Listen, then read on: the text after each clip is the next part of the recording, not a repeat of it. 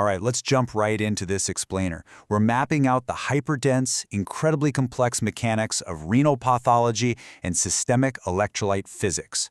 If you're looking to completely master the exact diagnostic boundaries of the kidneys, well, you are definitely in the right place. We're going to totally bypass the basic anatomy today and dive straight into the advanced physiological markers that separate one critical diagnosis from another. So, here's our roadmap for today. We're structuring this as a series of cascading diagnostic forks. We'll kick things off with glomerular vectors, then tackle AKI tubular forks, crunch some acid-base physics, map out hyponatremia kinetics, and finally pull the whole shebang together in our clinical synthesis. Let's get to it. Module 1. Glomerular vectors. Let's establish our baseline understanding of glomerular injury, which splits immediately into two primary diagnostic paths. Okay, so think of it this way. The crucial difference here is that nephrotic dynamics are driven entirely by podocyte disruption. When those tiny microscopic foot processes efface or get damaged, your kidney basically turns into a leaky sieve, allowing massive amounts of protein to spill into the urine. We're talking greater than 3.5 grams a day. You'll also frequently spot fatty casts, sometimes called Maltese crosses, which happen because your liver is desperately trying to compensate, causing hyperlipidemia. On the flip side of that fork, nephritic dynamics stem from fiery, active inflammation of the glomerular basement membrane itself. This physical damage literally allows intact red blood cells to punch right through, so you get hematuria, red blood cell casts, and an acute drop in filtration that spikes your blood pressure. Now this is where the exact microscopic details become absolutely crucial. It's like a giant puzzle. Say you have a nephrotic patient, and under light microscopy everything looks totally normal. But then, electron microscopy shows podocyte effacement. Boom, you've confirmed minimal change disease. See segmental sclerosis, you're looking at FSGS. Membranous nephropathy, on the other hand, gives away its identity with this really distinct spike and dome pattern of subepithelial deposits. Shifting over to the nephritic side, post-streptococcal glomerulonephritis lights up literally like a starry sky on immunofluorescence, showing subepithelial humps. And if you ever spot a basket weave splitting of the basement membrane, well, you've just diagnosed Alport syndrome, a genetic defect in type 4 collagen. Let's lock this in with our first pathology variance box. In a patient dealing with progressive, relentless proteinuria, finding Kimmel-Steele-Wilson nodules, those distinct pink eosinophilic spheres of nodular glomerulosclerosis on light microscopy, is the pathognomonic pivot point for diabetic nephropathy. It is the absolute hallmark of chronic, non-enzymatic glycosation, just wrecking that filtration barrier. Moving right along to Module 2, AKI tubular forks. This is where we algorithmically evaluate tubular handling to see what's really failing. This specific set of metrics helps us mechanically separate two totally different states. In a prerenal state, the kidney is essentially starving for blood, but the machinery is working perfectly. It's desperate to hold on to volume, right? Since the tubules are intact, they maximize sodium and water reabsorption. That action pushes the fractional excretion of sodium, or FeNA, below 1%. It highly concentrates the urine osmolarity above 500, and it spikes the BUN to creatinine ratio above 20:1. But contrast that with intrinsic ATN. Here, toxic or ischemic injury halts the machinery entirely. The dead tubular cells literally can't reabsorb anything, so sodium just spills out into the urine, pushing FeNA above 2%. The urine becomes totally dilute, and that BUN to creatinine ratio drops below 15:1. And matching the active urine sediment to the underlying pathology is a real game changer. When tubular cells die off from ischemic shock or some kind of nephrotoxin, they slough off straight into the tubular lumen. They bind with TAM horsefall mucoprotein and form these dense, pigmented cylinders. Finding these muddy brown granular casts on microscopy immediately and definitively diagnoses acute tubular necrosis. There's no ambiguity. Okay, next variance box. We need to strictly define these sediment boundaries. Think of casts as the microscopic molds of the distal tubules. Red blood cell casts mean there's active bleeding up at the glomerular level, glomerulonephritis. White blood cell casts point us straight toward interstitial inflammation, like acute interstitial nephritis, or a severe infection like pyelonephritis. And fatty casts, they indicate massive lipid spillage, locking us right back into a nephrotic syndrome diagnosis. All right, Module 3, acid-base physics. We are diving into the raw equations here to uncover the specific failure points of the renal tubules. Listen, when you're analyzing a metabolic acidosis, Winter's formula is not just a polite suggestion, it is mandatory. You take the measured bicarbonate, multiply it by 1.5, add 8, and then give or take 2. This equation gives you the exact, precise target for expected respiratory compensation. If your patient's measured PaCO2 happens to exceed this calculated prediction, their lungs are failing to blow off enough CO2, meaning you've definitively uncovered a hidden concurrent respiratory acidosis layered right on top of the metabolic one.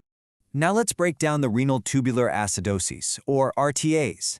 These are your non-anion gap metabolic acidosis caused by the kidneys themselves. Type 1 is a distal failure. Those alpha intercalated cells simply cannot secrete hydrogen ions, which predictably pushes the urine pH strictly above 5.5 and often causes calcium phosphate stones. Type 2 is a proximal failure to reabsorb bicarbonate, which we'll often see as part of a broader Fanconi syndrome.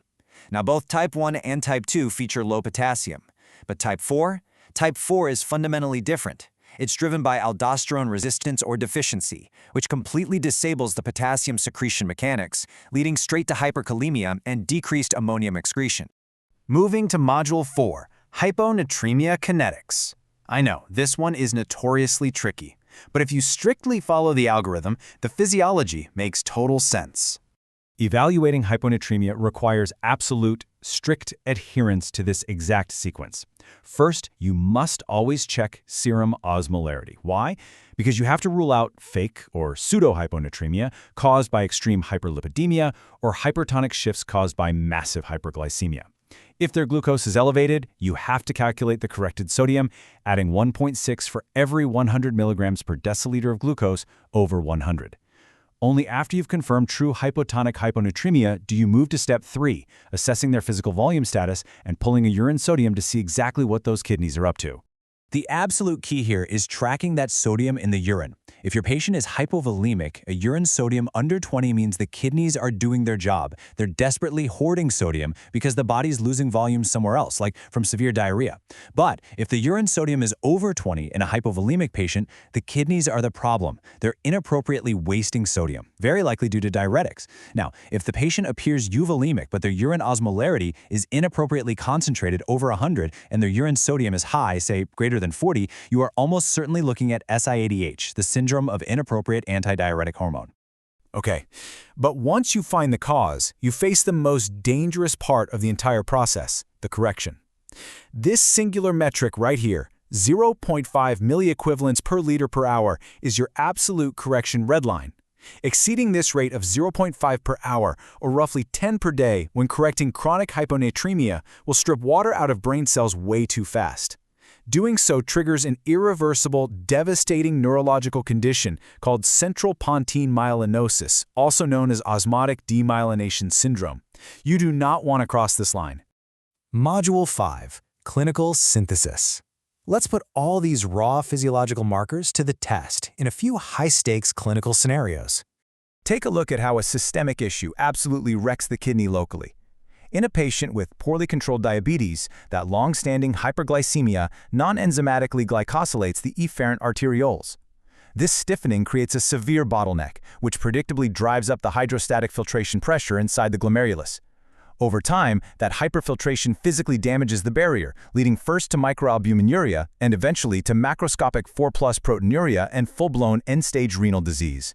Now this right here shows why you cannot fall into diagnostic anchoring. Imagine a hospitalized patient who suddenly develops a spike in their creatinine.